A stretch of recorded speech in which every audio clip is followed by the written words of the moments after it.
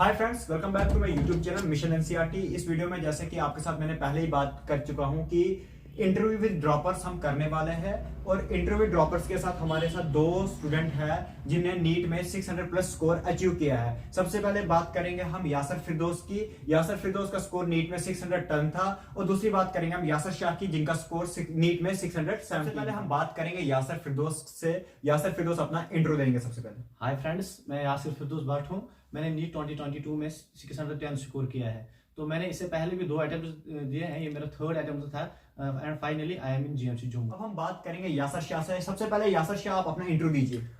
Hello friends, my name is Yasir Shah. मैंने NEET 22 दिया इस बार, ये मेरा तीसरा अटेम्प्ट था। इसमें मैंने 617 स्कोर किया है। तो मैं करंटली जीएमसी जम्मू में एमबीबीएस फर्स्ट फ्रॉक में स्टूडेंट। यासर फिरदौस से हम बात करते हैं सबसे पहले जो आपको फिजिक्स की स्ट्रेटजी बताने वाले हैं। सबसे पहले यासर फिरदौस, आप हमें ये बताएं कि आपका फिजिक्स में इंडिविजुअल स्कोर कितना था?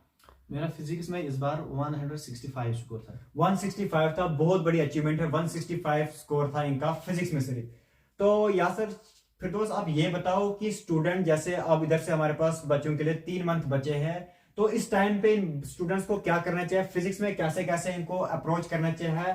क्या बुक्स कौन सी इंपॉर्टेंट सॉल्व करनी चाहिए? इस टाइम पे क्या करने की इनको सबसे ज्यादा जरूरत है? हाँ, अगर हम देखेंगे मतलब अभी नीट बहुत क्लोज आ रहा है, 3 महीने हार्डली 3 महीने बचे हैं अभी। तो बच्चों में अभी मतलब एक पैनिक सी सिचुएशन खड़ा हुई है, क्योंकि मतलब अगर हम देखेंगे एक तो बायोलॉजी का देखेंगे या केमिस्ट्री का, उनमें मल्टीपल रिविजन होते हैं, क्योंकि मतलब उनका जो सिलेबस है वो मतलब एज कम्पेयर टू फिजिक्स उतना वास्ट नहीं है। तो उनमें मल्टीपल रिविजन है। बच्चे जब उसको देखते हैं, जो स्टूडेंट्स नीट एस्पिरेंट्स उसको देखते हैं, उनको ये नहीं लगता है मतलब ये 2 सब्जेक्ट्स नहीं हो पाएंगे। उनको लगता है ये 2 हो जाएंगे, बट फिजिक्स छूट रहा है। फिजिक्स का तो इसलिए इंपॉर्टेंट है अभी फिजिक्स को, मतलब हम एकदम से नहीं छोड़ेंगे। फिजिक्स में अभी एक पोर्शन लेंगे, प्रीवियस वाला पोर्शन लेंगे, मतलब हार्डली 60-70 क्वेश्चंस मिलेंगे। सबसे पहले आप ये बताना चाहते हो कि प्रीवियस ईयर बहुत ही सबसे ज्यादा इंपॉर्टेंट है। हाँ, आपके हाँ, जब भी मैं किसी नीट एस्पिरेंट से बात करता हूँ, मैं उसे ये मतलब ये जरूर सजेस्ट करता हूँ, आप पहले प्रीवियस ईयर क्वेश्चंस करो, क्योंकि उससे उनको मतलब एक डायरेक्शन मिल जाएगी किस चैप्टर के कितने क्वेश्चंस हमें लगाने। बिल्कुल सही। अगर ऐसे देखेंगे अभी करंट इलेक्ट्रिसिटी चैप्टर है, उसमें से 4-5 क्वेश्चन पूछे जाते हैं। बिल्कुल सही। दूसरा अगर उधर मॉडर्न में कोई चैप्टर देखेंगे, उसमें हार्डली 2 क्वेश्चन पूछे जाते हैं। तो इसलिए आपको ये देखना है, इधर नीट एस्पिरेंट्स को इधर मतलब देखने की मतलब जरूरत है अभी किस चैप्टर में कितने क्वेश्चन। हाँ, प्रीवियस ईयर से हमें आइडिया लग जाता है किस चैप्टर से कितने क्वेश्चन आने वाले हैं। हाँ। तो उसी से हम बाद में को टैकल करेंगे। हाँ। कि इस चैप्टर में इतना हमें टाइम देना है, इस चैप्टर में इतना टाइम देना है। ठीक है यासर फिरदौस, दूसरा क्वेश्चन ये है जो बच्चों का कॉमन क्वेश्चन होता है कि जैसे वो केमिस्ट्री में और बायो में एनसीईआरटी अच्छे से सॉल्व करते हैं, अच्छे से पढ़ते हैं। क्या जब आप नीट की प्रिपरेशन कर रहे थे, क्या आपने भी फिजिक्स में भी सेम प्रोसेस फॉलो किया था या नहीं किया था? या एनसीईआरटी उतनी इंपॉर्टेंट आपको लगी जितनी बायो की लग रही थी? एनसीईआरटी जैसे आपकी केमिस्ट्री की लग रही थी, सेम आपको लगा या नहीं लगा? हाँ, जैसे आपने पहले बता दिया, अभी नीट में 3 महीने बाकी है। तो ये पॉसिबल नहीं है कोई इंसान मतलब 3 महीने में एनसीईआरटी कर लेगा। सो लास्ट में इंसान को मतलब ये डाउट्स आते हैं, ये क्वेश्चंस आ जाते हैं कि मतलब एनसीईआरटी जरूरी करनी थी इसमें या नहीं करनी थी। मैं अपना बता देता हूँ, मैंने कुछ चैप्टर्स में पहले की थी, बट लास्ट में मैंने कुछ एनसीईआरटी करनी छेड़ा था।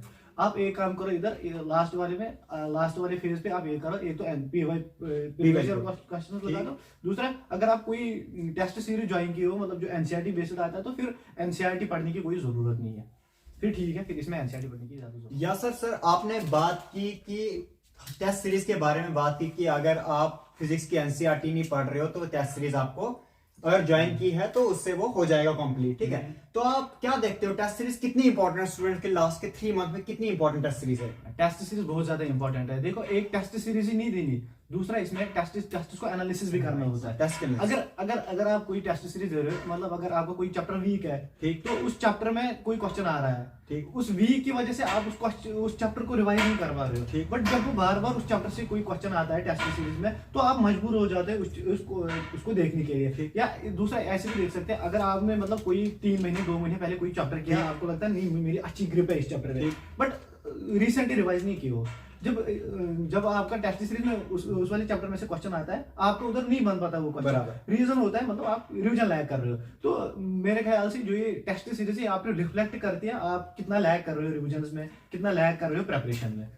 जैसे कि टेस्ट सीरीज के बारे में बात करते ही जा रहे हैं, तो आपके पॉइंट ऑफ व्यू से क्या इंपॉर्टेंट है, ऑनलाइन टेस्ट सीरीज या ऑफलाइन टेस्ट सीरीज? बहुत सारे बच्चों को एक कंफ्यूजन है, सर हम ऑफलाइन टेस्ट सीरीज दे हम ऑनलाइन दे, तो आप क्या कहना चाहते हो इसमें? ऑब्वियसली लास्ट के टाइम पे आपको ऑफलाइन ही प्रेफर करनी है। अगर आज तक मतलब आप ऑनलाइन देते आ रहे हो तो ठीक है, मतलब गलत नहीं है, बट इस अब से आपको बस ऑफलाइन टेस्ट सीरीज पे ही फोकस करना है, क्योंकि जब इंसान एग्जाम सेंटर में जाता है ना, उधर जब इतने सारे बच्चों को एक साथ देखता है, मतलब वो फीलिंग अलग आ जाती है, नहीं हमसे नहीं हो पाएगा, इतने बच्चे हैं तो एक सेंटर में एक ही स्टूडेंट की सिलेक्शन होनी है, हमारी कैसे हो सकती है। तो इस चीज को दूर करने के लिए आपको ऑफलाइन टेस्ट सीरीज ही करनी है। आपका मानना है कि माहौल वैसा ही आपको बनाना है जैसा कि आपको फाइनल एग्जाम में वहां पे माहौल होगा, वैसे ही कंडीशन में पहले ही आपको डाल के रखना है। हाँ, आपको अडॉप्ट होना है उस कंडीशन के लिए, आपको पहले ही तैयार रहना है उस कंडीशन। हम बात करते हैं यासर शाह से। यासर शाह, सबसे पहले आप स्टूडेंट्स को बताओ कि आपका केमिस्ट्री में इंडिविजुअल स्कोर कितना था? केमिस्ट्री में मेरा इंडिविजुअल स्कोर था 170 आउट ऑफ 180। तो बहुत बड़ी बात है, बहुत बड़ी अचीवमेंट है। तो आप देख सकते हो 180 में इनका स्कोर 170 था, एक्यूरेसी इनकी बहुत ज्यादा है। यासर शाह, जैसे कि आपको पता है कि केमिस्ट्री के 3 पार्ट्स हमारे पास, फिजिकल, इनऑर्गेनिक और ऑर्गेनिक। सबसे पहले जिसका बच्चों को डर भी होता है, जो टफ भी लगती है, उसी के बारे में बात करेंगे, वह फिजिकल केमिस्ट्री, क्योंकि फिजिकल केमिस्ट्री को माना जाता है जैसी फिजिक्स है वैसे ही फिजिकल केमिस्ट्री। तो आप बताओ कि आपने कैसे कैसे अप्रोच किया फिजिकल केमिस्ट्री में? फिजिकल केमिस्ट्री के बारे में मैं ये कहूंगा, फिजिकल केमिस्ट्री में जो मोस्ट इंपॉर्टेंट है हमारे पास वो न्यूमेरिकल पोर्शन है। अब अगर मैं देखेंगे ये फिजिकल केमिस्ट्री को हम कैसे टैकल करना है। फिजिकल केमिस्ट्री पहले हम देखेंगे, इनको हम करेंगे डिवाइड, एक थ्योरी पार्ट है, दूसरा न्यूमेरिकल पोर्शन है।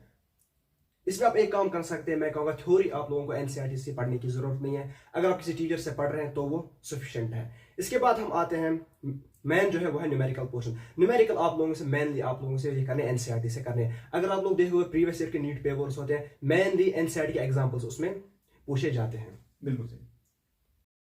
यासर शाह, ये तो आपने फिजिकल केमिस्ट्री के बारे में बात कर दी, तो को कैसे आपको अप्रोच करना है। अब आप स्टूडेंट्स को बताओ कि इनऑर्गेनिक और ऑर्गेनिक को कैसे पढ़ना है, क्या एनसीईआरटी से बाहर पढ़ने की जरूरत है या एनसीईआरटी में फोकस करना है, क्या कुछ करना है, कैसे? हाँ, पहली बात तो ये मैं कहूंगा एनसीईआरटी से बाहर पढ़ने की कोई भी जरूरत नहीं है। हमें पता है एनसीईआरटी जो नीट के लिए हमारे पास ये बाइबल बुक है।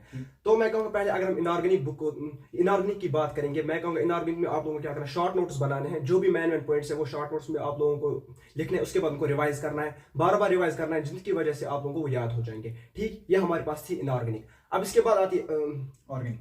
हाँ, इसके बाद हमारे पास आता है ऑर्गेनिक। ऑर्गेनिक में भी आप लोगों को सेम चीज करनी है, जो पॉइंट्स है मेन पॉइंट्स है उनको आप लोगों को नोट करना है। हाँ, ऑर्गेनिक में यहाँ पे आप लोगों को क्या, जो भी रिएक्शन मैकेनिज्म है, जो भी एनसीईआरटी पे रिएक्शन मैकेनिज्म दिए गए हुए हैं, उनको आप लोगों ने अच्छे से पढ़ना है। ठीक बात।